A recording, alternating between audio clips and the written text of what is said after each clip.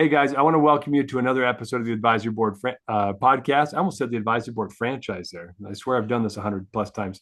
We're going to talk about issues in franchising that are going to help you improve your processes or your business model. And I've got an expert with me today who's a founder, CEO of TipTop K9. Ryan, say hi to everybody. How's it going, everyone? Hey, and Ryan and I are going to talk about something that I love, and Ryan's the right guy to talk about this because his. Let me tell you about him for a second. Well, actually, first the topic. We're going to talk about how do the top brands or how do successful or exceptional brands scale their support and their operations as they grow and make sure it stays top notch. That's it's going to be a lot shorter than that on the podcast episode, I promise, but that's the essence of what Ryan and I are going to chat about, and this is why because not only is the founder CEO of this franchise system that's grown to 19 units, they're young and growing quick. They've also been really innovative, and he's got a really unique approach that I love the way he thinks about trying to build up systems and processes to support the franchise owners so they can be wildly successful. He lives by the number one rule of franchising. And so Ryan, but in addition to that, he's personally trained over 5,000 dogs. He's also got a wife, two kids, 25 chickens, two mice, and a pet raccoon. Lives in Oklahoma, guys. So you can't do that if you live in Hartford, Connecticut. We all know that. But Mouse right now. one mouse? Just one. Just one. Wow. And is it a real pet or does he just live in the house and scamper around? I'm curious. No, he's a real pet. His Okay. name's real. Yeah, Nice, man. Hey, Ryan. So tell us a little bit more about the brand. Tell us a little bit more about yourself. yeah. We'll jump into that topic in a sec. Yeah, Dave, thanks for that killer intro. If I need a hype man, I'm definitely calling you. Uh, yeah, so the brand, I started training dogs in 2008. 2010 founded TipTop K9, went full time because I had a unruly rascal with every behavioral issue you could imagine. Um, 2017, we licensed a few locations, worked out a lot of kinks, and then 2019 we started franchising, and then today we have 19 locations across the U.S. and rocking and rolling, man. Yeah. One thing I want to highlight, you mentioned this, we were chatting earlier, Yeah. that you guys focus a lot. Everybody's talking about who's our avatar, and they're looking for multi-unit franchise owners or sophisticated buyers, MBAs, Cornell grads with lots of money, and that's not you guys at all. You tell us a little bit about your avatar and why it works. Yeah. So our avatar is the new entrepreneur, the guy or gal who wants to own their own business. They're like, hey, I want to own my own business, but I don't know what to do. And I don't actually know all the ins and outs of running a business, doing the online digital marketing, HR, or what business I would even get into. That's the person that we work with and help own their own business in the dog training industry, which is very rewarding. It's fun, still Mhm. work, but everything is. Yeah. Yeah, that's our avatar. And one of the reasons is there's a lot of those people out there, right? That's who I was. And so we help people, 20 years ago, if someone's like, hey, pay me 6% and I'll give you 20 years of experience. I'll be on your speed dial. You can call for HR. I'll coach you for the first few months every week. And then you'll have a full staff of people you can call and video chat with. I would take it, right? I would have taken it in a heartbeat. And that's what we do for people now. Yeah, I love it. Well, I love that you can also empathize deeply, so you get it, and you Oh, also you still run a location, right? So you're actually living the business. yes, we still run a corporate location. We have 12 trainers and a few techs that care for dogs. And then we have at our corporate location, we also have 16 call center workers as well. Yeah, that's pretty incredible. You built a great process. We're going to dive into that. So let's talk about this topic again, and let's break it down. Maybe at the very beginning, tell us just a little bit about your approach to training, because that's the sales process queues up the right people, brings them in, but it's really the training that kind of sets the tone and the pace of how that franchisee is going to be successful. What have you guys done to make that training process a little bit unique, and also help your franchisees, your franchise owners, really get success early on? Yeah, so we started in the dog training industry. Most people are doing like a 2 to 3 week initial training program. So we started with a 4 week, 33% bigger. And then right off the bat, we're really receptive to feedback.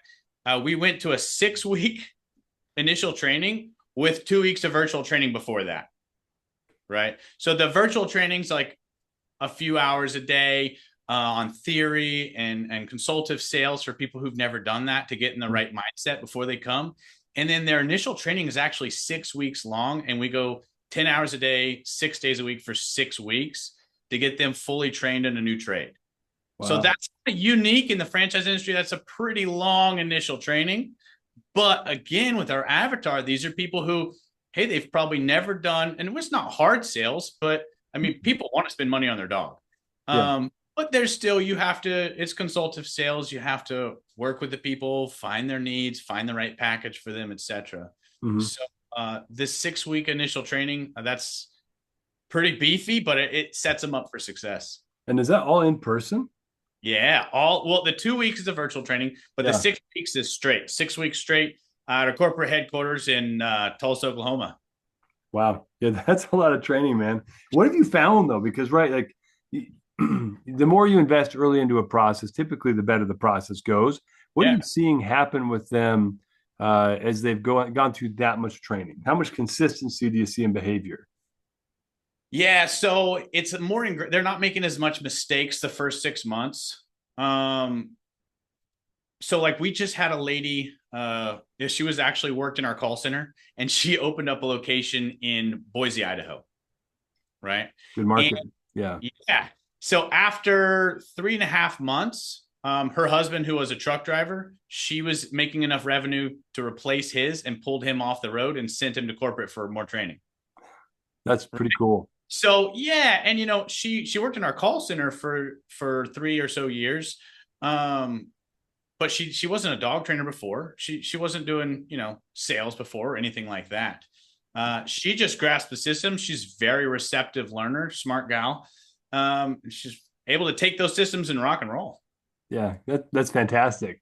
Yeah, 3.5 months replace a truck driver income. That's pretty solid. So yeah, now she's a hustler. Yasmin is a hustler.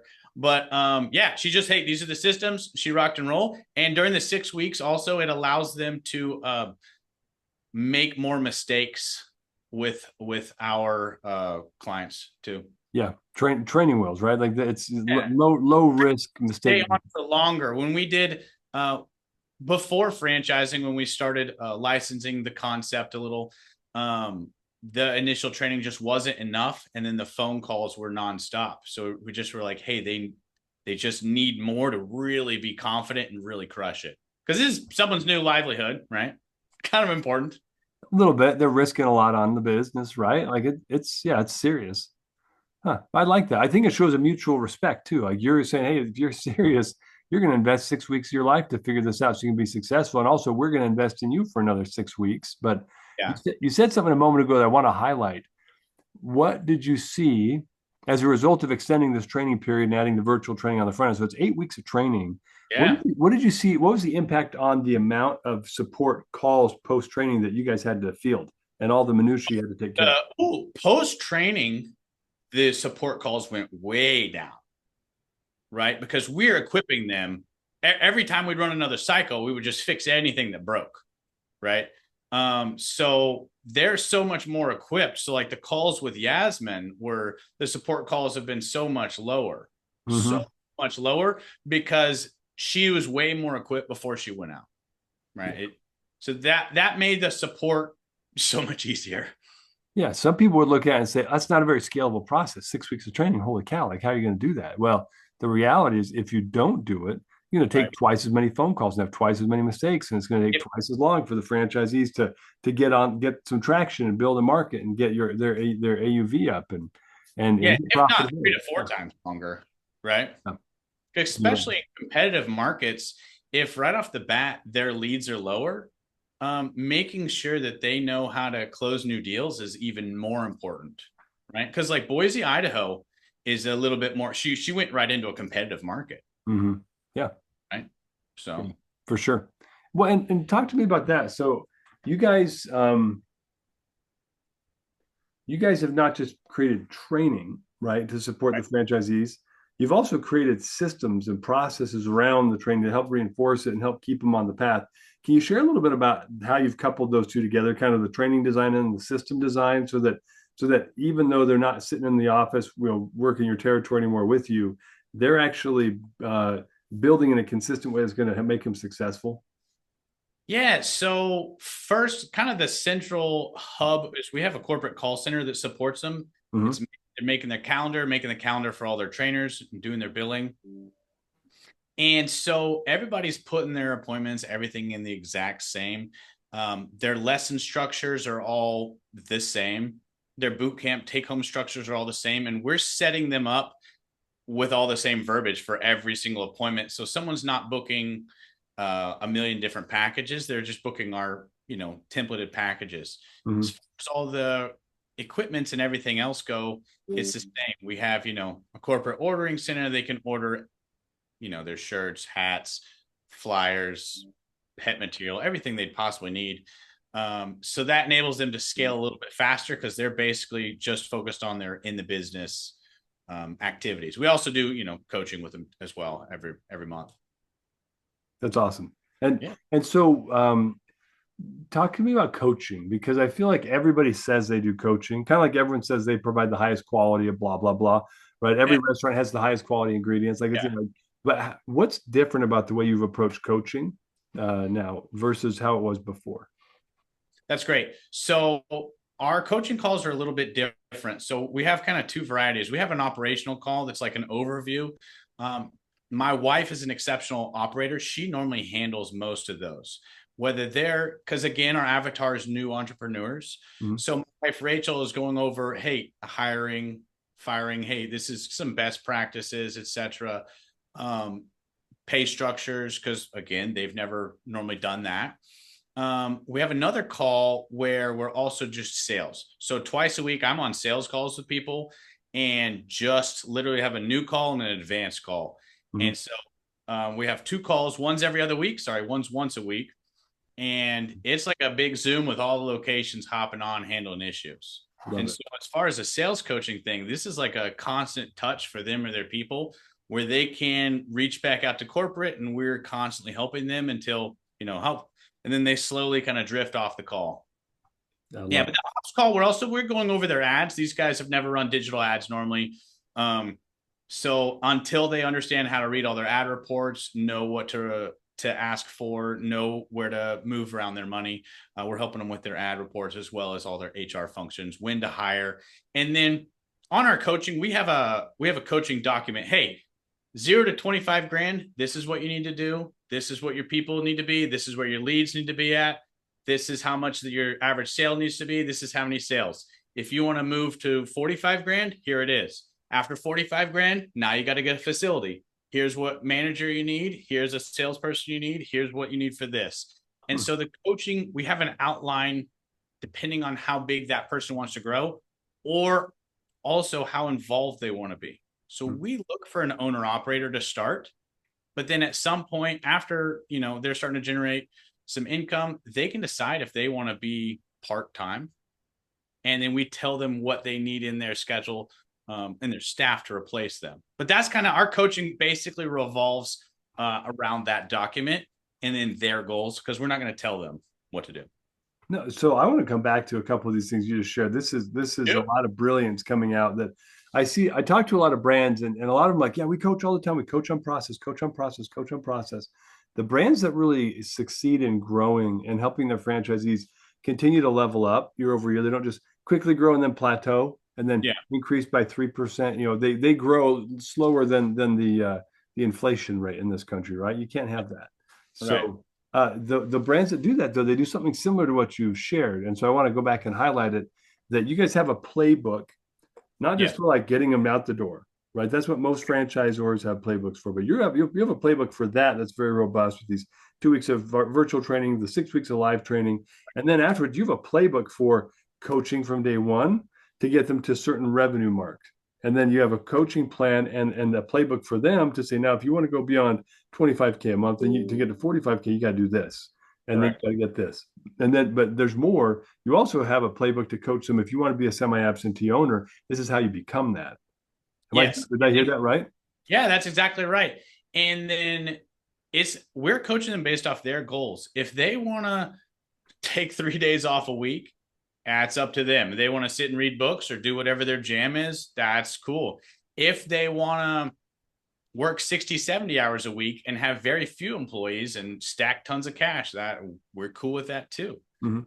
We're going to coach them based off their goals. But the phases and how many employees they need is only going to go one or two ways, depending on how active, they want to be and what their numbers are. Yeah. Do you sell this as a semi-absentee business? Not normally. Really, we sell it as a owner operator business, Mhm. and then that owner can turn into a manager and then go to multiple locations. The first 5 locations that we franchised in 2019, 4 of them own more than one location.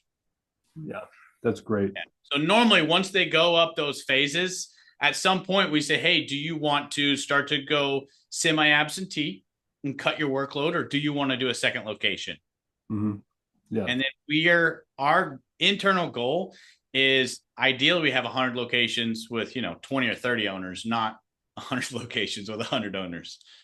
Yeah. Yeah. Although there's value to both, right? Like the more operators you have that own it, like there's more energy flowing into the system, but also more chaos and management. So, but it's also a healthy sign. Like what you're talking about is if you had 4 out of 5 owners that have already bought another location, you've Yeah. got people that are bought in, they want to grow, and Right. that's a really good sign about the success of the programs that you're talking about right now. Yeah, it's pretty exciting. Yeah, of course it is. Well, you're also doing a good job, and that's why I wanted you to talk to everybody about how you're structuring it. Um, let's talk about simplification because a lot of brands Yeah. that I work with, they've gotten to the point where they've complicated their franchise operations to the point of absurdity. You guys have a very different approach to the way you like to do that, and especially knowing your avatar so well. In some ways, that's a bit of a necessity, I would guess, isn't it, for you Yeah, guys? it is. Yeah, yeah. So simplifying is super important. Most of all of our um, processes, our improvements have either came from, hey, this is what I struggled with the first 10 years, learning the dog training industry, or 2, the feedback that we received from new franchisees, especially in their first 6 months. We pay super attention and are extra receptive to feedback on everyone their first 6 months because we want to, again, start to preload and fix those issues. So one was like, hey, payment plans and billing, you know, Mhm. people that are training dogs all day, missing missing their payment plans. That's not good. So we do all the payment plans. We do their inbound, outbound phone calls, make their calendar. Whoa. You're putting your fingers up. It made a sign. That's funny. Our third is the product support. We buy from about 50, 60 different vendors. Mhm. Originally, I made a list how to order the different formats, you know, and I got a lot of phone calls from the first 2 locations on, hey, how do I deal with the embroidery people, the screen print shirt people? I don't want to buy 24 hoodies. Mhm. Hey, they're out of this paper stock. I went to FedEx and FedEx doesn't have that paper stock. Now what do I do? Matter gloss or whatever, right? And so even having it, we simplified that even more. And then, I was telling you before we jumped on here, now we're buying $30,000 worth of leather leashes straight from factories. Mhm. They're being custom made. We were stripping them by hand. I had a guy who was literally stripping the leashes and making them here in Tulsa. And Wow. then once we spec'd it out, we literally sent it out. But yeah, so we do that now. Same with the flyers, the trade show setups, everything. So then those people who've never owned a business before, they can get great pricing. If they want to go out and buy it on their own, they can. We're just simplified it, made it so easy, and they can't beat our price that there's no reason for them to. But I mean, if they want to, we wouldn't stop them. No. I want them doing the thing that bills out at, $200, $300 an hour as far as the dog training goes. That's what I really want them focused on. Yeah. So we try to simplify the back office, simplify the ordering, and then the other is the marketing. We find and vet marketing agencies for them, and then give them some options. But depending on the size of their company, put them with a marketing agency to support them. That's awesome.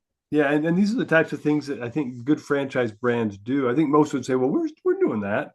But the care and the attention, the focus that you're putting into it, especially Yeah, since you have consumables and products that are part of the process as well. You're not just showing up and fixing a leaky roof or something, right? Like trying to Yeah. give, you're trying to also establish a brand that stays by having branded products the owners are getting and then using every day. And then, they've got a leash that, I don't know if you guys brand the leashes. I'm guessing you do, Yeah. but Laser engraved. Yes. yeah. So now you've got a little bit of advertising going out to the dog parks, and Right. I think it's great.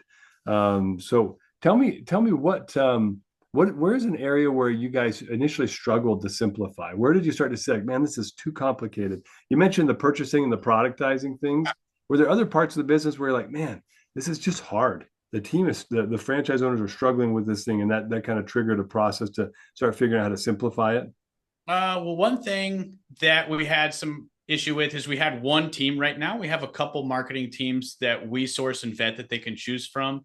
And from owner feedback, they're having an issue with a team, a marketing company we had. So now we have multiple available to them. And then we also, we do external audits and vet them, Mhm. whether we get good reports on the teams or bad reports. And obviously I use them too, because I have a corporate location. Mhm. But that's one area where we had to simplify, where they're not reaching out and finding their own and they're not stuck to one. But we've vetted a few and then make those available. And then we also come back and also audit them as well for the franchisee. Nice. What does that look like? The auditing. You guys are looking at their, like, what's the lead volume, the ROAS, or how do you guys audit the marketing groups? So normally it's a good question. So normally I'm finding hotshot one man shows, people that charge a very high hourly rate. And I'm saying, like, hey, I think so and so is doing a bad job. Can you let me know? And I'm going to pay you X amount to audit this ad report. And Okay. I just submit them from a negative and say, I think they're doing a horrible job. Would you please audit this for me? And I see your hourly is, $500 an hour or whatever to normally run ads for people. Unfortunately, $500 an hour for our franchisees is a lot of the budget, but I would like to kind of fact check this and make sure that, we're not getting told a lie here, Mhm. and then that's normally how I'm coming. So I'm not propositioning that person for business. Mhm. They know I'm not propositioning. It's just, I'm looking for an opinion. And then I ask for a detailed video, like a Loom or type report where they're going through every metric, not just good or bad. Yeah. Well, they've got a vested interest to find anything that's not quite right. So that's a pretty cool way to leverage their incentives or their Yeah. motivations. Yeah. Cool. Then I can take that, and go to the current marketing team and then be like, hey, so these are some issues that we're aware of. Or, our recent ones, I had two come back and they were like, that's pretty good. That normally I would see that. What are you paying? And I tell them, and they say, hey, normally we'd see that this type of campaigns for someone that's charging 2 or 3 times that. So that's awesome. You guys negotiate a great deal there. Nothing wrong with a little validation from a competitor, right? Yeah. That's Yeah. great. Yeah. Hey, so I think Ryan, talk to I me. set it up. I have to set it up, but go ahead. Oh no, please finish your thought. We started at the same time. Yeah, no, if people do that, I think it's important to make sure you set it up as, hey, I'm not going to employ you for my ads. Hmm. Yeah, being honest with them up front, totally. Yeah, so that they're not just going to trash talk and whatever else. And then also, I think the video report is very important, especially if I'm going to highlight something to my current marketing company. If Hmm. someone were to repeat the process, because the first one we went to, it's a skewed report if they think they can win your business. Yep. And I can see why too. They're going to try to find any, even if it's made up, they're going to try to find any reason. Yeah. Yeah, yeah, Yeah. Love it. Well, so I want to go back to coaching. So we talked about this for a little bit, but a lot of brands, they don't have enough resources to do effective coaching. right, And you guys go 19 units, you guys aren't rolling and you're not having cash flow coming right. out the ears yet, right? So that's Not yet, not yet. not yet. It'll happen. It'll happen with systems like this. But how are you guys balancing that with, resource limitations, but still giving your franchisees top-notch monthly coaching sessions that are going to help them to overcome their own individual challenges, right? Yeah, so a few ways. Right now we put on multiple events a year, right? Hmm. So we have second week of September, we have our Train the Trainer event. So it's a 3-day event at zero cost to the locations. They come to the corporate headquarters, either them or one of their managers or head trainers. And this year we've got about 20 head trainers coming in, and we have rescues from the Tulsa, Oklahoma area. They're bringing us a lot of their dogs. We're training their dogs for free for 3 days with these Okay. trainers. Yeah. So a little give back to the rescues in the area too, to help those dogs get, their Love it. next. Yeah. And so that's an event we put on. We've done a few sales conferences, and then we went to the weekly sales coaching. And then we also do a business conference once a year for 2 days where we go over the business side. Wow. That's quite a big commitment. Do you find you get a lot of pushback from the franchise owners to say, I don't want to, I mean, it's Tulsa. I don't want to go to Tulsa in the middle of January. Like, or just the spend. Yeah, There's a lot of expense to travel. there is. Yeah. Do you find that they're We pretty amenable? Yeah, so we started with just the business conference. The other two conferences came from franchisee feedback. Like, Hmm. it's from Rachel and I listening to them about what they want. They said, "Hey, I could use a few day touch up." And so that's why we did our train the trainer event. People are reaching out saying, I could use a touch up. Wow. I've been out of corporate for like a year doing the same thing, but no one's been watching me. No one's been analyzing my technique that I'm using. And so listen to them. And then last year was our first sales conference. That was people saying like, "Hey, I'm on my second or third round of people doing sales, and these are trainers. Almost none of our salespeople have sales experience, and we don't have a salesy process." Mhm. So when you have a culture of non-salespeople, weird things can happen. So Yeah. because of our franchisee feedback, we started a sales conference in mid-January. Actually, funny that you said that. Yeah, Tulsa's not my favorite place to visit in January. Oh, boo. But I mean, it's coming from an Illinois guy. Like it's way worse up by Chicago in January. I'll just tell you that. See, the thing about Tulsa is it's perfect for the corporate headquarters because there's no beach, there's no mountains, there's no ocean, no lakes, no nothing, man. It's just kind of flat. There's a lot of restaurants. That's about it. But they come to learn. They don't come to party, right? That's right. Hey, no, we are learning. We are here. So when we go for 3 days, we're gonna go hard. The push factor is very high. I got an awesome ops team. My team of trainers is amazing. We have a lot of long-term employees, Mhm. but the push factor is very high. Well, let's talk about. You mentioned your employees and your staff being top notch, or tip top. Let's call them tip top. Tip top. So how have you developed that talent pool? Because that tends to be a challenge for a lot of franchise brands that are Yeah. especially emerging. They're like, I mean, I need more people. I can't afford too many people, but I also don't have good people. Like how have you found and developed those talented people that are great coaches now? Yes, that's a great question. So, like, one of my top guys right now, Matthew, he was an Uber driver before. He's been with me 7, 8 years now. Uh-huh. Really, my wife is a people developer. And so I'm not on LinkedIn starting people at 200 grand. I'm not bringing in heavy hitters right off the bat. Like, Yeah. I talked to your team, like Keith and Ryan are both heavy hitters. I don't know how you found those guys, rock stars, but we're home growing all of our people. Mhm. Right. So, the guy who Seth Flint, he owns 4 of our Tip Tops location franchisees, uh, Yeah. franchises. He was a manager for me. So some Okay. of the guys have gone out and started locations, but all of our talent is really homegrown. We're training them, and they're grabbing hold of the culture. Like one of our ladies, she's been with me 4 or 5 years now. She was like, "Hey, just so you know, she was talking with somebody else, and I was overhearing it. She's like, I've been celebrated for succeeding as much as I have at Tip Top."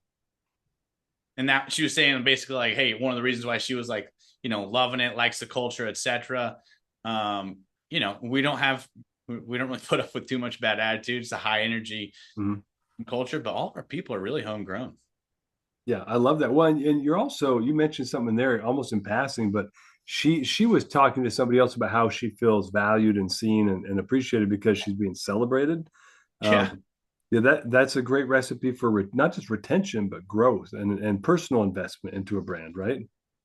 Yeah, even so when we started the call center, people are like, hey, just so you know, you're gonna have heavy turnover But we really don't. The average in the call center is about 2.5 years. Oh, And wow. Not two yeah, and a half months, 2.5 years. yeah, not 2.5 months. It's 2.5 years. Like right now, we have um 2 6-year employees in the call center. Like that's yeah, but a lot of that is my wife. She's a people grower. So, there's two ways, that you can do it. You're either out there head hunting that talent that's already been trained by someone else and you're paying for that heavy talent, or Yeah. you're doing it yourself. And so with where we're at currently, with our scale, is we'd still be considered an emerging brand. We're growing our talent. And then at some point, our big outreach has been bringing Mike Barnes on staff, which he was on the franchise staff um, at Rebath. Mhm. Yeah. But then him, he's our only one with real that we were like reached out that we need on staff. Yeah, that's great. But you also don't need to. I mean, there are a couple ways you can do it. That you can do it the way some folks are doing, where they've got big budgets and private equity. They're hiring really talented people out of the gate. That's a way to do it. But most brands can't afford it because they don't have the cash flow for that.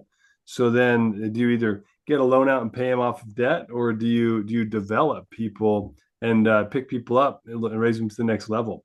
I think that's really the move, at least for what I see. And then you also have brand loyalty, you have people that understand and are Right. creating the culture, not just have to buy into the culture. They are the culture, right?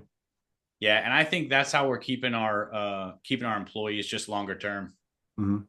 Yeah, and that's a big deal. So turnover at the franchisor level can create a lot of chaos, right? People, Right. it creates inconsistency in training, inconsistency in results because there's inconsistency of messaging and inconsistency of quality help that they're getting. So, what's your average tenure? I mean, you mentioned the call center is 2.5 years, which is great. Tenure in general for a call center, that's off the charts. Yeah. How about Yeah, general? trainers right now. Let's see. I got Matthew's been here 7 years training underneath me. Joe, he's my other head training manager. He's 6 years. Yesterday it was his 6 year anniversary. Mhm. We're taking him out. My other top ones have, a lot of them have opened up locations. If they sell 80 or 100 grand of dog training in a month by themselves, and they understand the system's good enough where they're training locations, then, at some point, some of those guys say, hey, I probably need to open my own shop. Yeah, absolutely. Right. They see the vision, right? Why be a W-2 when you can be the boss? Right, right. And that's good. I don't mind that at all, obviously. And then I have multiple 4 and 3 year employees. That's great. Makes a huge difference. It makes a huge difference. Absolutely. Well, I mean, so there are a lot of people who are listening that do things different than you are, right? So what if somebody were to think, all right, Ryan, I've got to try to change the way that I'm building my teams in my headquarters so that I can have better tenure and have people that are buying in a little bit better. How would you coach them? How would you obviously you can't have Rachel, she belongs to you, or you belong to her, just to be Yeah, clear. so I took one. She was working for one of my buddies and helping him grow his team, and I was like, dude, you got to stop. You got to. I literally, I was like, you've got to come on with TipTop. You can't be spending that much energy with Whitney's teams growing them. But so basically, you're like, hey, how do we grow that culture? Yeah. How do you help somebody develop this into their culture where they're building up teams and building loyalty and happy teams that are sticking around longer so they can have more consistent coaching with the franchise operators? Yeah, so I think outside of the monetary piece, there's a few things, right? A big one is recognition, public recognition and praise. A lot of people don't get that. And then on top of that, like I went over earlier, is just encouragement. Like, hey, saw that. That was awesome. Keep that up. And then just like we put in a lot of training into our franchisees, um, more studies are coming out showing that people, besides the monetary, the praise and encouragement, but also the opportunities for additional training mean the world to people when you invest your time. And that's one thing Rachel does is she can zone in and total invest in people. Like she's locked on, focused, and just into what they need to grow themselves. Right. And then I think the other big thing is teaching people how to give feedback and then teaching people, showing them where the next levels are and then teaching them how to get there if they're not there yet, because we are growing the people. We're not reaching out and grabbing grown talent. So if I have someone and they say, hey, I want to be a manager one day. Awesome. Well, hey, this is how a manager acts. This is what I need from you. This is how dog training goes. At some point, you're going to do lessons and then human training, and then you're going to train trainers. And this is where I need you to be going. This is the mindset. This is the attitude. It could take this long or this long, and it's up to you, but this is what that looks like. And then coaching them along the way, not to add a million things. The next one would probably be coaching them how to receive feedback. Hey, I need to give you feedback, and this is how you should probably handle it. Are you okay if I give you that feedback right now? Yeah, that's great. Well, and especially where it seems like the world's gotten a little more sensitive, right? Like people have a real hard time hearing feedback. I'm trying to be nice about this, but Yeah. especially younger folks, they struggle with that because they grew up in a world where seventh place trophies were being thrown around like parade candy, right? So like they don't understand failure. They don't understand that the failure is not permanent, right? It's just a learning moment, and you either succeed or you fail, right? But failure is actually just a learning event. But how have you been able to work with folks that maybe struggle with that concept? I'm guessing it wasn't like you didn't flip a switch with everyone like, oh, that's great, I love feedback. That's not Right. normal. So how did you guys work on that? Yeah, I think it's a process. And then part of it is we have to give the feedback. Like I said, I think we almost need to tell them, hey, this is really, if you want to grow, this is how you should respond to this. Hey, I'm gonna give you feedback on something, and you're probably not gonna like it. The difference between you growing and staying with us long term or not being with us long term is how you would receive that continual feedback. So I've had let's see, we've had three pretty A players leave from feedback. Wow. Yeah. Well, but then were they A players? I mean, they were. I'm sure they were great performers. I don't mean to diminish them at all, but like Yeah. in a culture where they've got to be dynamic and growing, if they've built rigidity and they're not willing to Like, grow, you then nailed it. They're not dynamic and growing. They're like, hey, no, I'm doing good. And I, no, no, you're not. This is where I need you to be.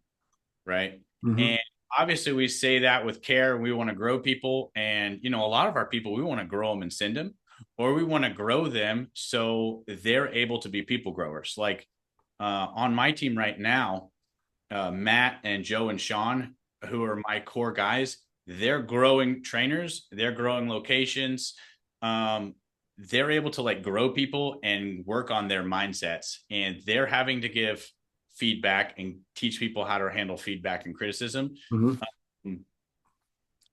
without anyone can be rude and hurt sensitive feelings, right? That requires like no talent. Zero effort. Yeah, Yeah. exactly. Zero effort. But if we want long-term people, they have to be able to take feedback, and they have to grow. And that's what I've had, three people after 2 years, they stopped receiving feedback, and then, left. And I think that's just part of the game. If someone caps out and doesn't want to grow anymore, you can't force that. But like, we don't stop and we don't let them cap, because I need my team to keep growing. Yeah. Well, I was in a business once, and he and I, the CFO and I, didn't always get along or agree, but he was a bright guy, and we respected each other. He said something once in a company meeting that it's always stuck with me. And he said we had pretty big growth goals. Like we want to grow 50% this year as a company. It's a multi-million dollar company at this time. And he said, but now it's bigger. It's been acquired since then. And he said, but if we're going to grow 50% as a company, then each one of us in this room has to grow 50% in our ability to understand things and produce. And we got to learn, and we got to develop ourselves. So I just thought that was super smart. Like it was very keen that when we talk about growth goals, like you're not going to get there with the same team. In fact, if you have the same team a year from now that you had today when we started, then you're failing as an organization, as a leader, right? They should be growing right alongside you. Yeah. Yeah. No, one, we just had all of our core team, as far as, you're talking about growing right alongside you. Hey, everyone, we need you to read Jocko's Extreme Ownership book. Um, we need to make sure everyone from the bottom up understands that concept of extreme ownership. Yeah, it's a Right? great book. And I mean, plus, killer stories in there too. But I love that book. yeah. Hey, even the $10 an hour people, that just walk dogs and potty dogs. I just need them to understand. Mhm. Everybody. Yeah. Yeah, 100%. Well, that's an investment in them though too that'll change the rest of their lives if they listen, if they learn. Yeah. How are you are your guys homegrown? Like, like Keith, Ryan? No, so I recruited them. So I mean, they're people that I paid attention to and went and found. And in fact, Keith was an accident, not an accident. Like he's somebody that I've known, I've respected, and I reached out to him for a referral. I'm like, yeah, I'm about to start opening up this role for this sales role, and he's like, what if I want to put my hat in the ring? And I was like, I didn't even think about that. Like in my mind, I was like, I don't know if I could ever get a Keith. Like, they're people that I don't know why I think that way, but Yeah. yeah, it was cool. But just specific outreach to specific people that I knew had connections or maybe skills to do the job successfully. And so all recruiting, we've had some folks like, our head of operations. He's we brought him in. He's seasoned as far as his career, but he's grown into two different roles since he started with us. He started before I did, actually, 6.5 years ago. So Okay. I fully love that concept. We've had other people that have Yeah. developed out of maybe just a specific onboarding role into managing our content as well, because they had a talent for it and a passion, and it was a perfect fit. So I 100% on board. Like if you have people with gifts and talents and they're willing to work, put them to work. Let them do things they enjoy too in the company. Yeah. That's awesome. Cool. Ryan, you've been great. And I know that we're running up against time. So if people want to ever reach out to you, what's the best way for someone to reach out to you, Ryan? Yeah, the best would be the website, tiptopk9.com. They can fill out a form there. They can also on LinkedIn. We had too many people be like, hey, why are you not on LinkedIn? So now I'm on, we were growing and I was on total social fast for a few years. But so yeah, I'm on LinkedIn if you want to hit me up there. But the best would be the website, tiptopk9.com. Fill out a form. The staff will definitely get you on my calendar. Yeah. Fantastic. Well, thanks for making yourself available for this and also for people that might have questions of you. You rock, Ryan. Thanks for joining us. Dave, I appreciate your time, man. Yeah, you're welcome. Thanks, Ryan.